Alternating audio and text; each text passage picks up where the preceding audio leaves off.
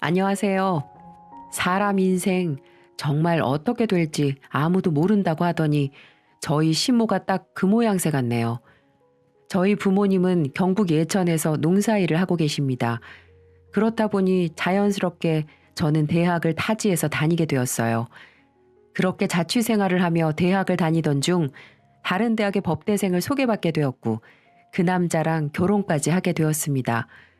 소개팅 이후 저희는 만남을 갖게 되었고 졸업 이후까지도 꾸준히 연애를 하며 지냈어요. 대학을 졸업하고 저는 마케팅 관련 회사에 입사를 해서 근무를 하고 있었고 신랑은 사법고시를 준비하며 집에서 경제적으로 도움을 받고 있었습니다. 공부를 하는 남자친구를 위해 저는 주말이면 도시락을 싸서 근처 정자에 앉아 밥을 먹곤 했습니다. 오늘은 그냥 너랑 놀고 내일부터 다시 열심히 공부할까? 아니야. 난 이렇게 같이 밥 먹는 걸로도 좋아. 내가 오빠 공부하는데 방해되면 안 되지. 그렇게 시간을 보내고 돌아가는 길에 한 중년의 여자가 저를 부르더라고요. 아가씨, 잠깐 나 좀 볼 수 있어? 네? 무슨 일이세요? 나 철아 엄마 되는 사람인데 잠깐 얘기 좀 해. 아, 어머님, 안녕하세요. 나는 아가씨 어머님이 될 생각이 없고 공부하는 우리 아들 앞길 막지 말라고 말하려고 왔어. 네? 공부해야 하는 애 불러내서 지금 뭐 하는 거예요? 나 한두 번 본 거 아니에요? 내 아들 인생 망치지 말고 아가씨 인생 살아요. 그렇게 시모와의 악연은 첫 만남부터였습니다. 그때 제가 헤어졌어야 했는데 저도 오래 만나다 보니 이런 일로 쉽사리 헤어질 수가 없더라고요. 연애를 한 시간이 아까웠고 이만한 사람이 또 없다는 어리숙한 마음 때문이었죠. 그 일이 있고 몇 달이 채 지나지 않아 저는 임신을 하게 되었어요. 피임을 안 한 적이 없는데 갑작스런 임신에 저는 놀라서 눈물만 뚝뚝 흘리고 있었고 신랑은 본인 책임이라고 하며 가장으로서 책임을 질 테니 믿어달라고 했습니다. 결국 하룻밤의 실수로 예상보다 빠른 결혼을 하게 되었어요. 상견례를 하는 날도 시모가 판검사 될 아들 앞길 막는다. 네가 정말 잘해야 한다. 애 핑계대고 우리 아들 앞길 막을 생각 하지도 마라. 너는 정말 복 받은 거다. 등등 저희 부모님이 듣기에 기분 나쁜 소리를 하는 바람에 한 번 파투가 나기도 했습니다. 이후 신랑이 저희 부모님께 가서 몇 날 며칠을 무릎을 꿇고 싹싹 빌어서 저희는 결혼을 하게 되었죠. 저희 부모님은 저보고 기죽지 말라고 하며 수도권에 전세를 두고 있던 집을 저희에게 내어주었습니다. 명의를 내어준 건 아니지만 저희는 당장 급하게 들어가서 살 수 있는 집이 있다는 것에 감사하고 있었죠.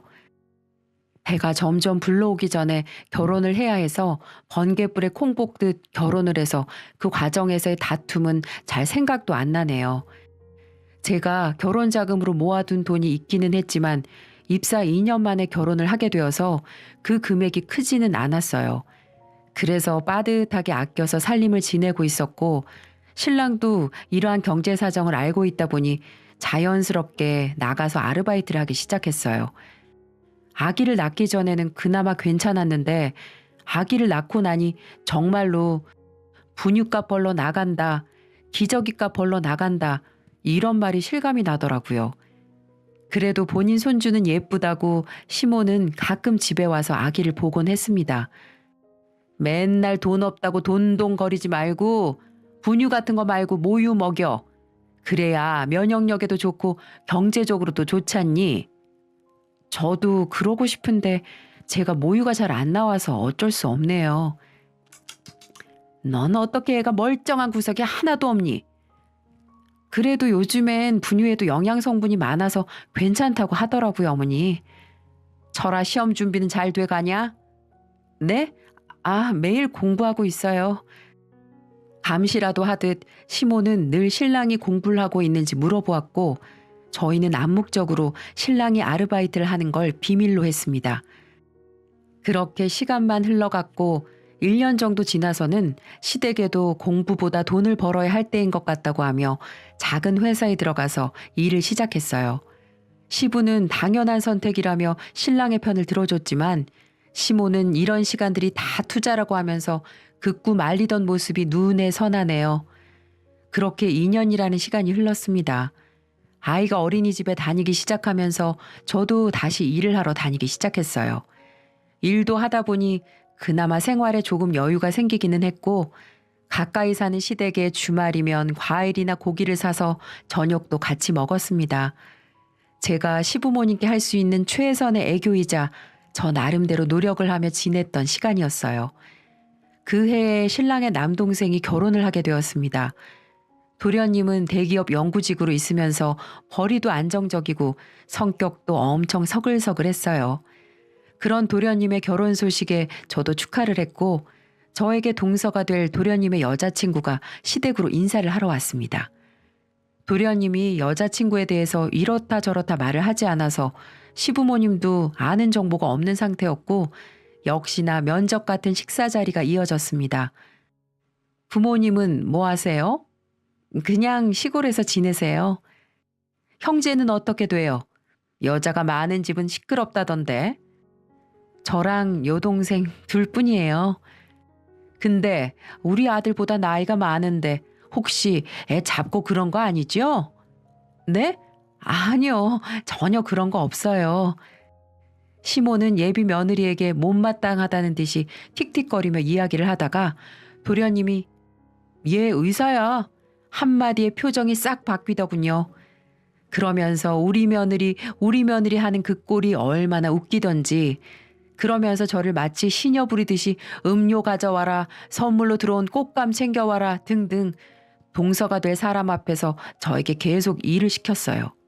바보 같은 신랑도 옆에서 의사면 이제 아파도 아무 걱정 없겠다며 좋아하고 저만 빼고 다 행복해 보였어요. 그리고 얼마 뒤 도련님은 결혼을 하게 되었습니다. 결혼 후 첫 명절이 되었고 저는 언제나처럼 회사에 연차까지 내고 명절을 준비하러 갔어요. 그런데 당연히 와 있을 줄 알았던 동서가 도착을 안 했길래 저는 시모에게 전화를 해보겠다고 했더니 바쁜 애한테 전화하지 말라고 하시더라고요. 동서가 대학병원의 의사라도 되면 저도 그렇게 생각을 했을 텐데 개인 병원에서 페이닥터로 일을 하고 있었거든요.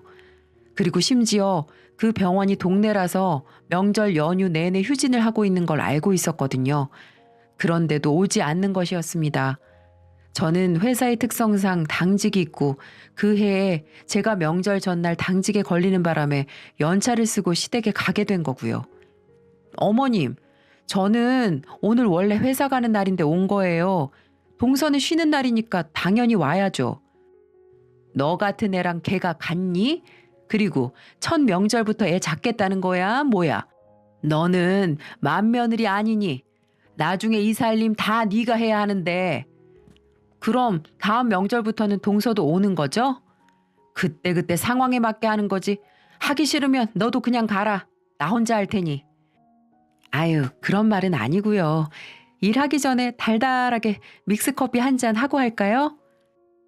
한 2년 동안 시모의 비위를 맞추다 보니 나름대로 요령이 생겨서 믹스커피를 한 잔씩 하고 일을 시작했습니다.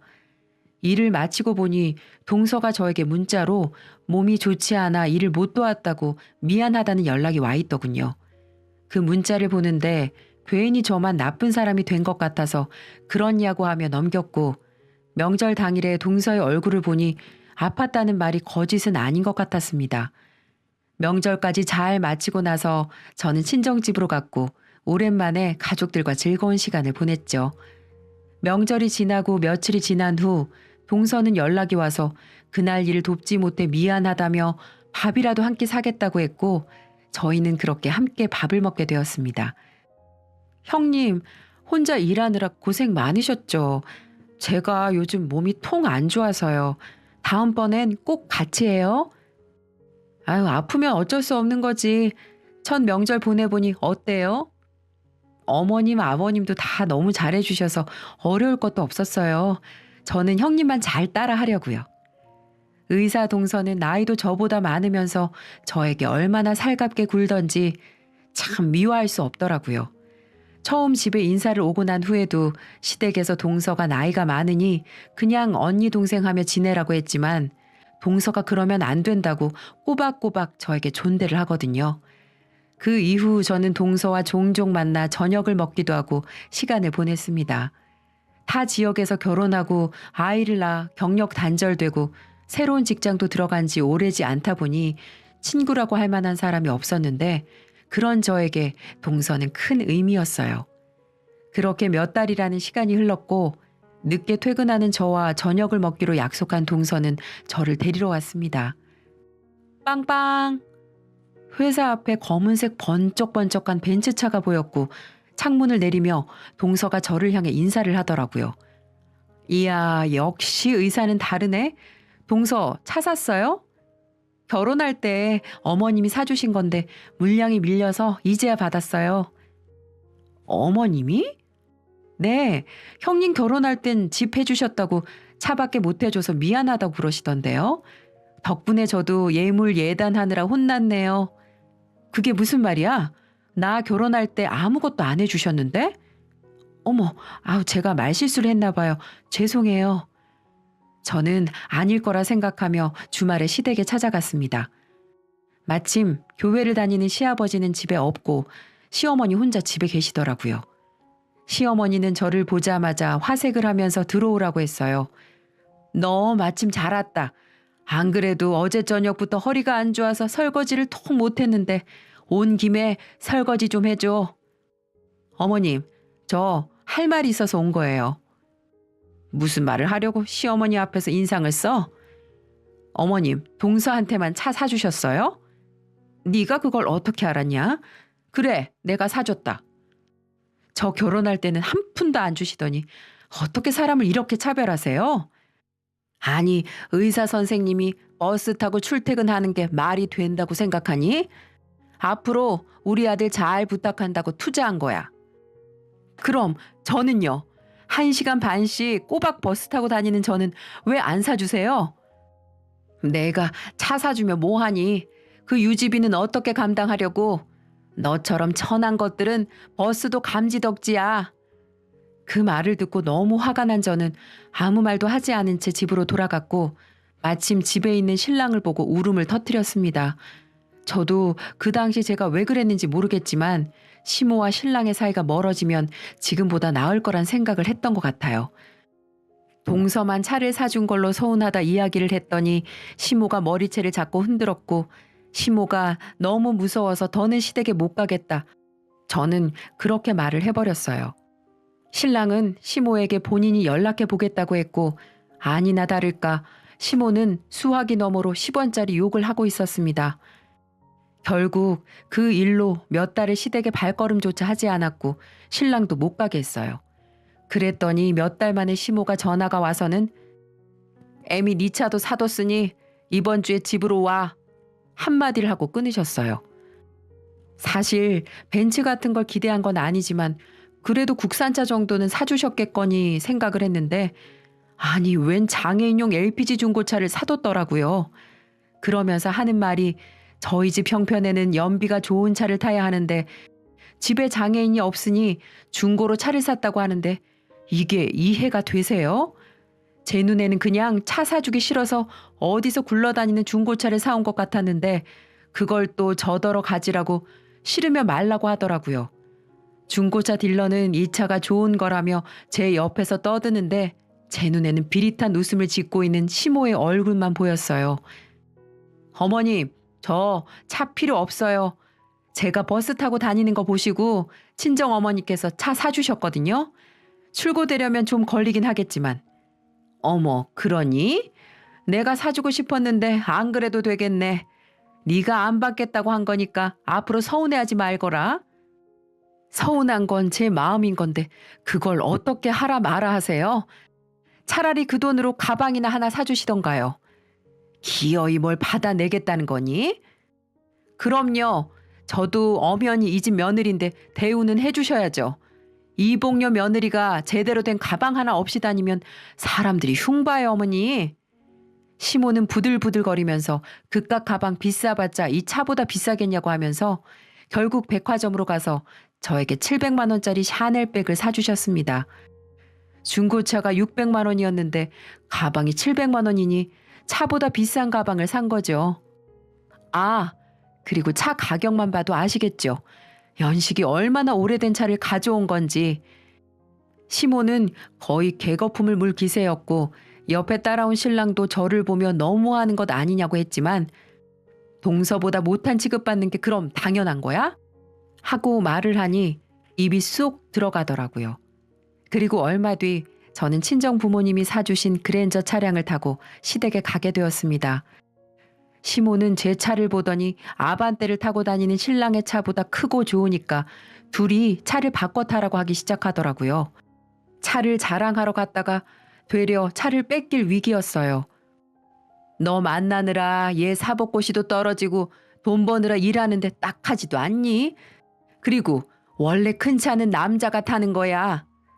장거리 운전할 땐 신랑이 해요.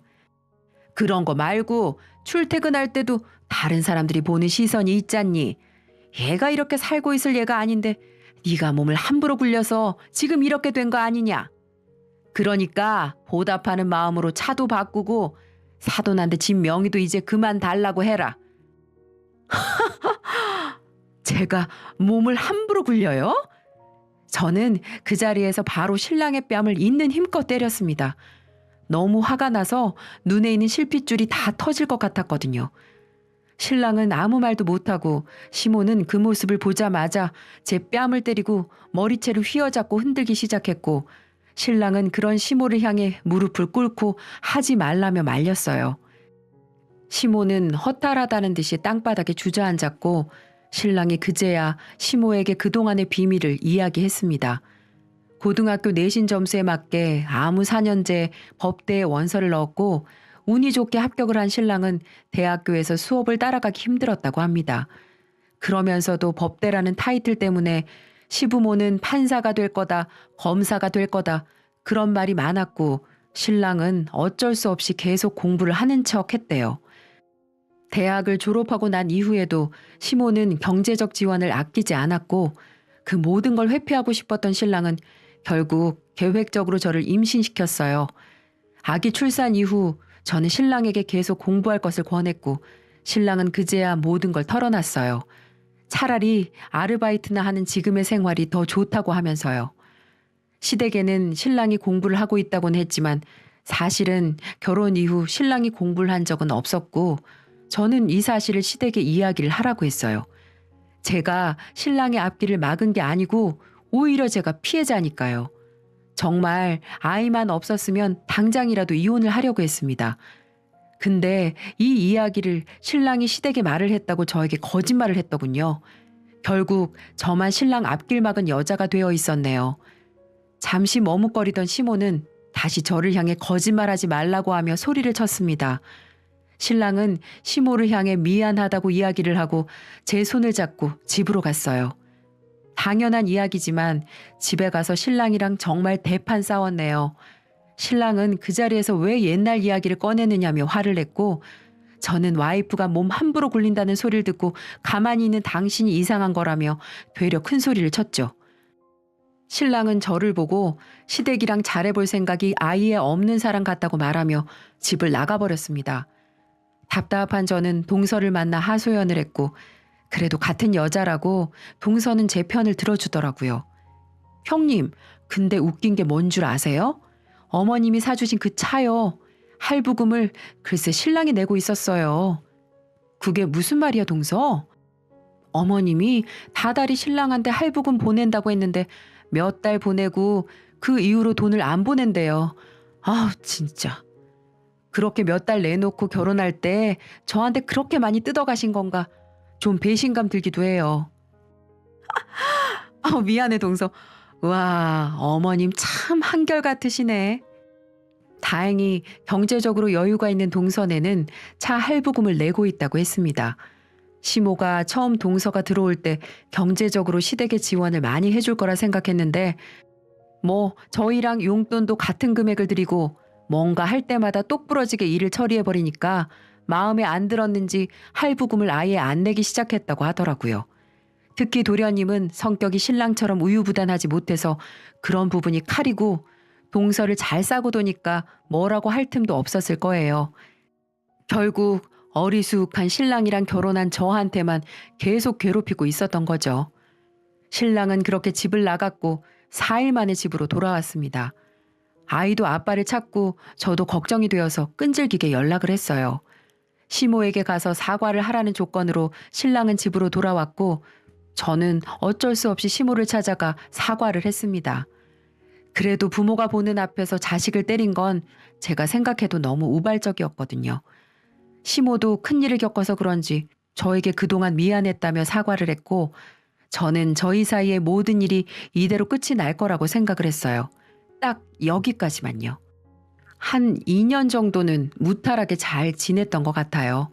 적당히 선을 지키면서 그럭저럭 말이죠. 그런데 최근 다시 시모가 저에게 시비를 걸기 시작했고 시모뿐만 아니라 신랑까지도 저를 무시하며 다른 사람처럼 행동을 하더군요. 그 이유도 몰라서 저는 어리둥절할 뿐이었죠.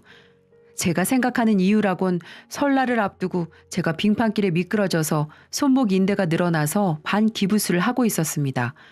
당연히 명절 준비를 할 수 없는 상황이라 시댁에 전화를 했고 시모는 제가 아프니까 제사 준비도 못할 테니 그냥 기성식품을 사서 차례를 지내야겠다고 했어요. 동서가 일을 돕겠다고 했지만 시모는 다 같이 하는 게 아니면 의미가 없다고 하면서 계속 업체 주문을 하겠다고 했고 정말로 차례 음식을 사서 지냈어요. 이후부터 무슨 일만 생기면 제사를 안 지내서 그렇다느니 저를 트집 잡기 시작하더라고요. 여보, 요즘 어머님 제사 이야기 너무 많이 꺼내는 것 같지 않아? 당신이 몸 관리도 못하고 칠칠지 못하게 다니니까 그런 거지. 나 주말에 워크숍 다녀오니까 그런 줄 알아. 회사에 사람도 몇 명 없는데 무슨 워크숍을 한 달에 한 번씩 가? 또 의심한다. 당신은 왜 그렇게 나를 못 믿어서 안달이야? 나도 힘들게 돈 벌어. 알겠어. 조심히 다녀와. 신랑은 거의 매달 워크숍을 갖고 이건 직장 생활을 해본 사람이라면 당연히 이상한 부분이었습니다.